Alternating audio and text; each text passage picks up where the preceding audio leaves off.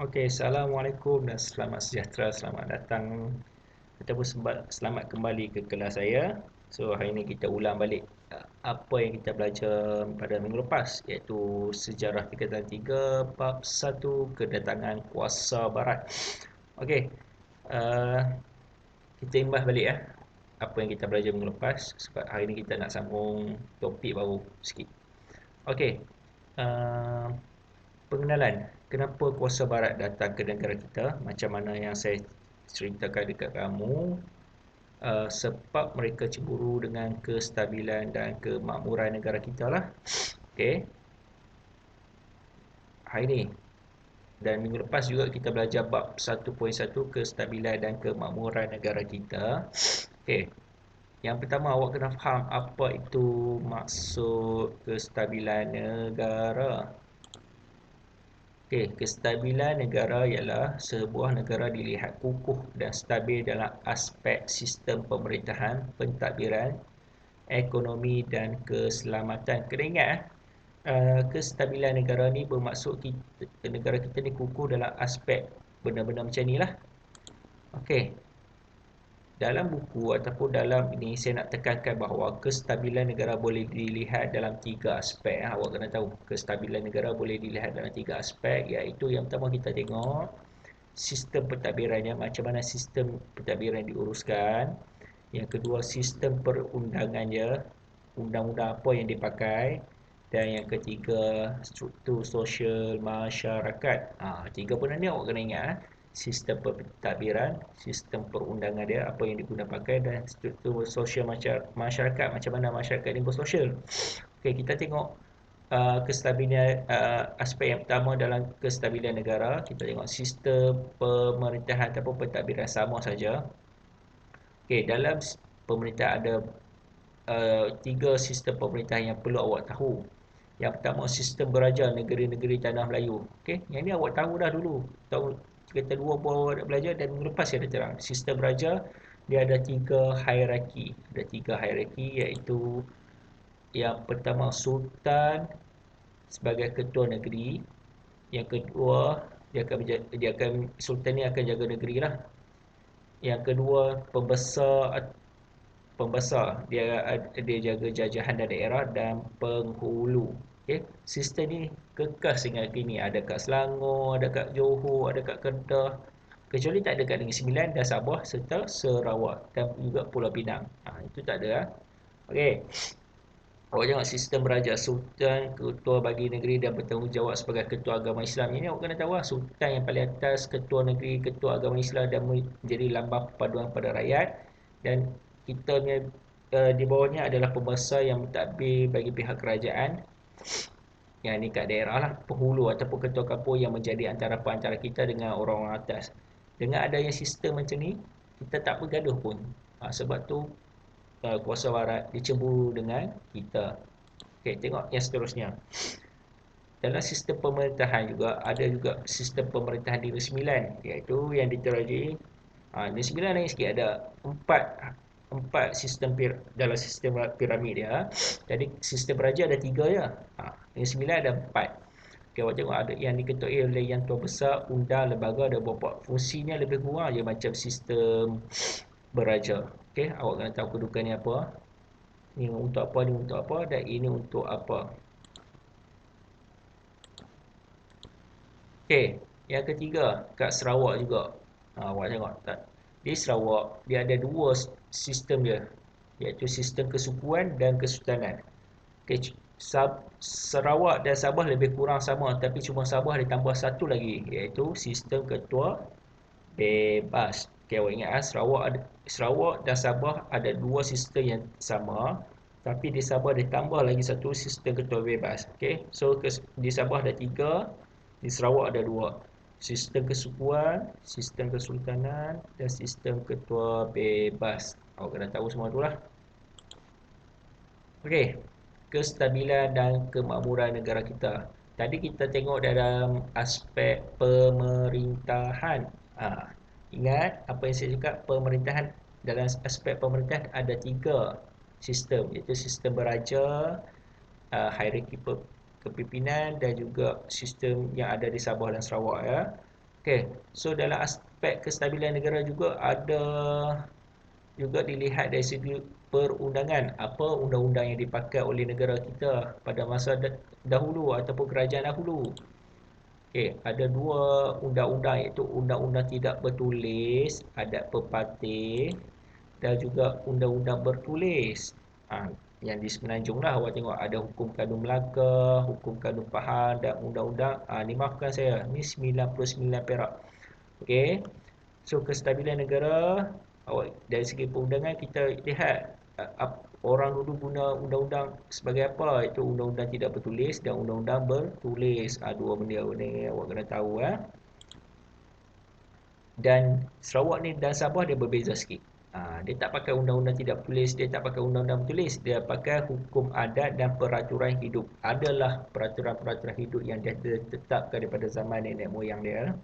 Okey, ini awak kena tahu kestabilan negara. Bila adanya sudut perundangan, tak adalah masalah macam sekarang. Ada awak nak langgar masalah dengan negara kita, macam nak sekolah. Ada awak nak langgar sekolah, peraturan sekolah kalau dah ada peraturan. Tak ada kan? Kalau tak ada peraturan, semua orang akan langgar. Sebab tu kuasa barat cemburu dengan kita sebab kita negara kita stabil dan kita semua patuh daripada sudut perundangan. Okey, kita tengok yang ketiga. Kestabilan negara juga dilihat daripada sudut hubungan luar negara kita. Okey. So awak tengok negara kita adakan hubungan dengan negara luar dari segi ekonomi, berdagang, politik dan sosial. Okey. Negara kita stabil sebab buat benda-benda ni dengan negara luar. Dia buat hubungan perdagangan macam kita sekarang. Malaysia dengan Brunei buat hubungan perdagangan, politik dan sosial. Okey. Sosial ni macam awak pergi melancur negara dia, awak boleh masuk negara dia, dia pun boleh masuk negara kita, bersosial. Okey. So, apa kesan hubungan dengan negara luar? Awak kena faham bila kita berhubung dengan negara luar, so banyak kesan baik. Banyak kesan baik bila kita berhadapan dengan negara luar lah. So, yang pertama adalah tiada ancaman musuh. Awak buat baik dengan negara orang, orang buat baik dengan kita, tak adalah ancaman musuh, tak adalah orang nak serang kita. Sebab tu ramai orang cemburu dengan kita. Okey, ekonomi maju. Okey, bila kita berdagang dengan orang, kita ekspor barang, so hasil ekspor tu dapat duit ke negara kita. Awak tengok kat pelabuhan Kelang, semua penuh dengan kontainer. Semua ekspor import datang ke negara kita. Okey, so negara kita maju. Dan sistem pemerintahan terjamin, yang ini paling penting lah. Kita buat baik dengan orang, orang jaga kita. Awak buat musuh dengan orang, orang musuh dengan kita lah. Cuba kita pergi musuh dengan negara luar Indonesia. Indonesia ke musuh kita, kita mungkin berperang macam dulu. Okey. Dan dihormati oleh negara luar. Yang ini penting So, 4 benda ni yang awak dah belajar minggu lepas, awak patut tahu dah. Okey. So, saya ulang, kestabilan negara boleh tengok dalam 3 aspek, iaitu sistem pemerintahan dia ataupun sistem pentadbiran, sistem perundangan dan hierarki masyarakat sosial. Okey, 3 benda tu awak kena ingat. So, bab kestabilan dan tu dah habis, dah selesai. Kita nak sambung sekarang bab kemakmuran. Sama juga topik 1.1, kestabilan dan kemakmuran negara kita. Okey. Kuasa barat datang ke negara kita juga disebabkan kemakmuran negara kita. Kemakmuran negara kita ni bermaksud bukan aman damai dan juga kaya raya. Makmur sebab negara kita aman damai dan negara kita juga kaya. Awak tahu negara kita kaya. Okey. Cuba tengok kat bawah ni. Negara kita makmur dan kaya dengan 3 hasil. Okey. Makmur dan kaya. Negara kita dulu kaya. Dan sampai sekarang kaya. Negara luar tak ada pun benda ni. Yang pertama, kaya dengan hasil hutan dan alam. Yang kedua, kaya dengan hasil bumi. Dan yang ketiga, kaya dengan hasil laut. Kaya dengan hasil hutan dan alam. Apa tu kaya dengan hasil hutan dan alam? Awak tengok dalam hutan semua tu apa yang kita kaya? Kita kaya dengan rotan, kayu gaharu, rempah ratus, kayu kayan, damar. Semua tu kita kaya hasil hutan. Yang awak dah belajar daripada sejarah 3-1. Hasil hutan kita, hasil alam kita, kita dah belajar lah. Itu adalah hasil alam. Kalau hasil bumi, apa yang keluar daripada perut bumi? Okay, ingat hasil hutan di dalam hutan dan alam. Hasil bumi, apa yang keluar daripada bumi? Negara kita dulu terkenal dengan biji timah, emas, perak. 3 benda tu. Okay, 3 benda tu. yang keluar daripada perut bumi, biji timah, emas dan perak. Yang seterusnya hasil laut. Hasil laut, kita kaya dengan hasil laut seperti sirih kayu, timun laut, mutiara, rumpai laut. Ni benda-benda ni semua membuatkan negara tu seronok nak datang dengan kita sebab kita kaya dengan benda-benda ni. Okey? Bagus. Kita pergi yang seterusnya. Okey. Dalam kemakmuran negara kita, macam saya cakap tadi, kemakmuran negara kita iaitu kaya, kita kaya dari segi hasil alam, semula hasil laut dan juga hasil bumi. Okey. Kemakmuran negara juga dilihat dalam sistem ekonomi. Sistem ekonomi ni apa? Berdagang lah. Yang berdagang semua tu. Bila ekonomi maksudnya kita melakukan urusan berdagang dengan pihak lain. Okay? So kita kaya dengan sistem ekonomi. Okay. Di bawah slide ni awak tengok setiap negeri mempunyai pusat perdagangan dan pelabuhan. Satu, dulu kerajaan dulu semua ada pusat perdagangan dan pelabuhan. Dan majunya ekonomi sesebuah negara tu sebab dia ada sistem timbang dan sukat serta ukur. Dia pakai sistem timbang sukat dan ukur. Dia menggunakan mata wang dan ada sistem percukaian ni, sistem pula. Sistem percukaian. Okay. Ekonomi dia merangkul ni semua ni lah. Orang dah tahu sebut ekonomi berdagang. Bila berdagang dia mesti ada tempat berdagang dan pelabuhan dia. Okay. Bila ekonomi, ingat bila ekonomi dia bab berdagang, dia mesti ada pusat perdagangan dan pelabuhan dia. Dia mesti kita ada sistem ukuran. Nak timbang barang, nak ukur barang, nak sukat barang. Macam awak pergi hantar barang kat JNT semua tu. Okay, dia mesti ada mata wang, duit apa yang digunakan. Dan dia ada sistem percukaian. Kita tengok satu persatu. Okay, pusat perdagangan dan pelabuhan. Ekonomi kerajaan negeri aktif dan kaya kerana ada pelabuhan. Pelabuhan ini terletak di muara sungai yang strategik dan jadi tumpuan pedagang. Okey. Nampak? Ekonomi kerajaan dulu kita aktif dan kaya kerana ada pelabuhan. Banyak ada pelabuhan. So, pelabuhan ini biasanya terletak di muara sungai yang jadi tempat tumpuan pedagang. Okey. Bila adanya pelabuhan, orang akan berdagang, berhenti kapal kat situ, dia berdagang kat negara kita. Contoh yang paling terdekat kita, Pelabuhan Kelang. Siapa pernah pergi Pelabuhan Kelang, awak tengok lori kontainer yang banyak tu kan. Yang banyak dia berdagang. Okey, orang yang menjaga kawasan tersebut pada masa dulu dikenali oleh Syah Bandaraya. Ini ibarat menteri menteri yang jaga pelabuhan, Syah Bandaraya. Okey.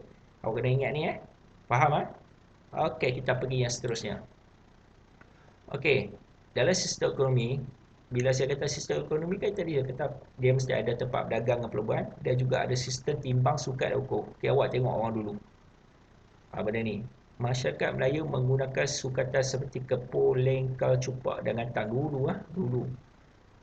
Ini sistem. Orang Melayu guna dulu kepul, lengkal, cupak dan gantang. Satu gantang bersama 4 cupak. Kalau sampai sekarang pun ada orang guna lagi. Kalau nak macam masak beras nasi kan, kita bagi berapa cupak mak, berapa cupak, yang ni lah. Okay. Kemudian orang Melayu mengambil sistem timbangan daripada pedagang Cina yang memakai sistem kati, tahil dan pikul. Bila pedagang Cina masuk, kita guna kati dengan tahil. Okay. Kati, tahil, pedagang Cina. Kadang-kadang dalam Pak Isal keluar ni 16 tahil bersamaan berapa? Awak kena tahu satu katil. 100 kati bersama berapa? Satu pikul. Okay. So bagi timbangan emas dan perak, orang Melayu mengambil timbangan pedagang India. Ni dari segi India pula. Saga, mayam, maya, bungkal, kati. Okey. Ni ada 3. Yang Melayu punya apa, dia guna apa. Yang Cina dia guna apa. Dan yang India guna sukatan apa, ukuran. Okey. So, bila ada pengaruh British datang ke tanah Melayu, muncul sukatan baru seperti ounce, pound, tan dan galen. Ini baru kita guna sekarang. Benda ni. Baru kita guna sekarang. Okey. Kalau dulu kita guna orang dulu first dia berdagang, dia guna ni. Selepas kemasukan pedagang Cina, dia guna kati dan pikul. Dan selepas India masuk, dia guna, pedagang India datang, dia guna maya, bungkal, kati. Dan bila British sampai, barulah kita guna sampai sekarang 1 tan, 10 tan. Kalau bawa lori, 1 galen air, 1000 galen air. Awak dengar sekarang, kita guna perkataan British. Okay, next. Okay. Dah bila berdagang, mesti dah lah ada mata wang. Takkan awak berdagang dengan air liu. Takkan guna mulut. Okey, aku nak beli ni. Okey, aku beli ni. Tak. So, mula-mula dulu, sebelumnya ada mata wang. Orang dulu tak ada mata wang mula-mula tu. Dia tak guna mulut pun. Dia guna sistem barter, tukar sama tukar. Contoh, awak ada ayam. Saya ada beras. Tapi awak tak ada beras. Saya tak ada ayam. So, saya jumpa awak. Weh, aku nak ayam hang lah. Aku nak ayam kamu lah. Kamu tak okey, saya pun nak beras kamu. Kita tukar sama tukar. Zaman sekarang tak boleh guna. Awak ada LC, saya ada PS5. Awak nak PS5, saya ada LC. Berbaloi ya tukar? Tak berbaloi ya. Sebab LC lagi mahal lagi daripada PS5. Tak berbaloi. Okey, sebab dia kata berlakunya ketidakadilan sistem tukaran barter ni, mereka buat satu cara dengan menggunakan mata wang. Okey. Seterusnya selepas maju, awak tengok dulu lepas maju sebab sistem ni dah tak relevan, baru guna mata wang logam daripada emas dan timah. Mata wang dulu guna emas dengan timah. Siapa ada emas dengan timah ni kira kaya lah, kira kemah lah. Okey. So awak tengok mata wang Kedah, mata wang emas Kedah dengan ni Kelantan, mata wang emas Kelantan dan duit kijang. Awak tengok mata wang bentuk kijang ni. Semua ni mata wang bentuk emas dan Terengganu, mata wang Terengganu. Dan Pak Isa ada tunjuk ni. Kedah macam mana, Kedah ada tulisan Jawi sikit. Kedah ada tulisan Jawi. Kelantan ada kijang dan Terengganu ada macam daun. Awak kena tahu awak tulis mata wang Kelantan pun betul. Kedah pun betul, Terengganu betul. Okay, next. Sistem percukaian. Okey, bila dah banyak berdagang masuk, macam mana sesebuah negara tu nak dapatkan hasil? Okey, dia kenakanlah sistem percukaian sampai sekarang ada.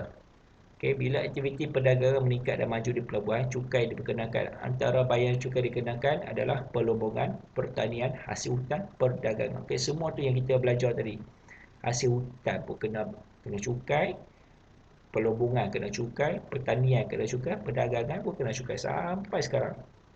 Bila cukai ada, pedagang semua tu kalau macam kat Port Klang tu orang masuk, kita kenakan cukai untuk kereta ataupun buku ataupun kertas.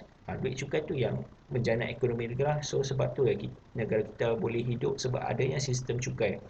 Macam kereta, awak tahu tak, negara luar kereta kat sana murah, bila masuk kita jadi mahal sebab kita kenakan cukai supaya pendapatan tu kita boleh gunakan untuk rakyat balik. Okay, dan akhir sekali kegiatan intelektual iaitu ataupun ilmu pengetahuan, kegiatan ilmu pengetahuan. Okay, ini yang saya nak tekankan. Sebab apa perlu belajar untuk lahirkan orang yang baik? Sebab apa perlu belajar untuk jadikan orang yang sepan? Sebab apa perlu belajar untuk lahirkan orang yang berdikari? Sebab apa orang belajar untuk lahirkan orang yang hebat? Sebab tu dalam sistem ekonomi kita tekankan juga dengan ilmu pengetahuan untuk lahirkan orang-orang yang hebat tu. Okay? Sebab tu sampai sekarang sistem persekolahan kita tetap diteruskan untuk lahirkan awak orang-orang yang hebat, orang yang baik, orang yang sopan, orang yang berdikari. Okay, pada zaman dulu ataupun sebelum kita lahir ada dua bentuk pendidikan, iaitu tidak formal dan formal. Sekarang kita pakai satu je, formal. Dan tidak formal ni ada kat rumah kamu. Okay? Pendidikan tidak formal awak tengok merupakan pendidikan awal atau asuhan dalam keluarga awak lah. Okay? Mak ayah awak besarkan awak, ajar awak pakai baju, mandi macam mana, makan macam mana, basuh tangan macam mana, gosok gigi macam mana. Itu pendidikan tidak formal yang berlaku kat rumah. Okay? Sampai sekarang kita buat. Kalau kat sini pendidikan tidak formal antara cerita rakyat yang diajar oleh ibu bapa, si tanggang, sang kacir dan buaya, kura-kura dengan arnab, itu secara tidak formal. Okey. Okey, tengok kat sini. Penduduk Bumi Putera Sarawak dan Sabah menerima pendidikan tidak formal dan pendidikan formal. Matlamatnya membolehkan mereka berdikari apabila dewasa kelak. Okey, di Sarawak pendidikan tidak formal dimulai cerita risai yang berkaitan dengan amalan dan kepercayaan turun-temurun. Okey, kat Sarawak dia guna sistem pendidikan formal dan tidak formal. Kalau tidak formal, Dia banyak cerita tentang ni lah, orang dulu-dulu buat amal apa, macam nak mandi kena mandi sebelum malam ke, pukul 7 malam ke, kalau nak berjalan kena berjalan dengan kaki kanan dulu ke. Itu tidak formal. Sama juga kalau kat Sabah, pendidikan tidak formal, mereka diajar kebaharan seperti bersawak, berternak, bertukar, berburu, memanjat, memanjat dan menyumpit kat Sabah.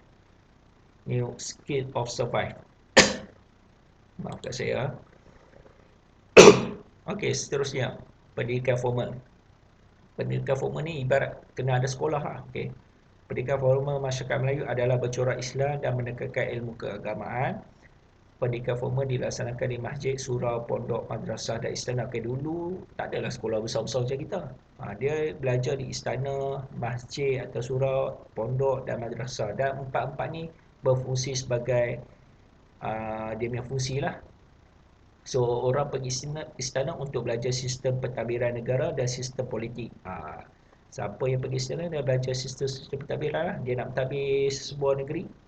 Okey, kalau pergi masjid sebab apa, dulu orang Melayu pergi masjid untuk belajar cara bacaan dalam solat dan tajwid serta mempelajari hadis fiqh dah. Itu selain dia. Kat masjid dan surau ni sampai sekarang orang guna untuk belajar benda-benda ni lah. Belajar solat, belajar tajwid, belajar hadis, belajar fiqh. Okey.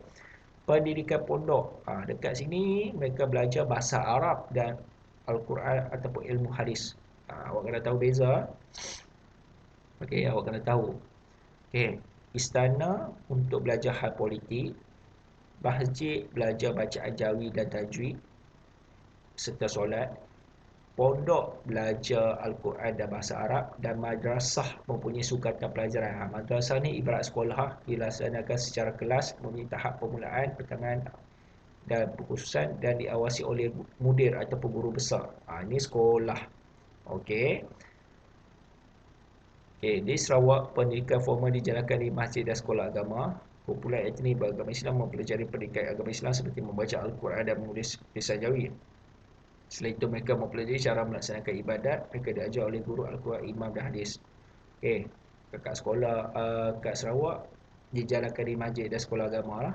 Sama je lebih kurang. Diajar membaca Al-Quran dan menulis tulisan. Di Sabah pula secara formal amat terhad, etnik yang beragama Islam saja belajar membaca Al-Quran dan belajar menulis tulisan Jawi di surau, pondok dan rumah serta guru agama. Okey, itu saja pendidikan formal. Okey, dah selesai, dah habis dah. So saya harap awak faham dengan pendidikan dengan topik 1.1 iaitu kestabilan dan kemakmuran negara. Okey, sebab dalam peperiksaan ni dia tanya semua ni. Okey, dia tanya. Okey, awak kena tahu sebab apa negara kita stabil. Okey, sebab apa negara kita stabil, dan kestabilan tu negara boleh dilihat dari 3 aspek. Okey, so awak kena tahu semua tu lah. Okey, untuk buku, untuk tulis, awak bolehlah tulis sikit-sikit macam ni . Ni dah awak dah tulis dah minggu lepas kan, bab ni. Ni awak bolehlah tulis dalam buku untuk ringkasan awak. Ataupun kalau siapa boleh print ni, print saja. Saya tak kisah.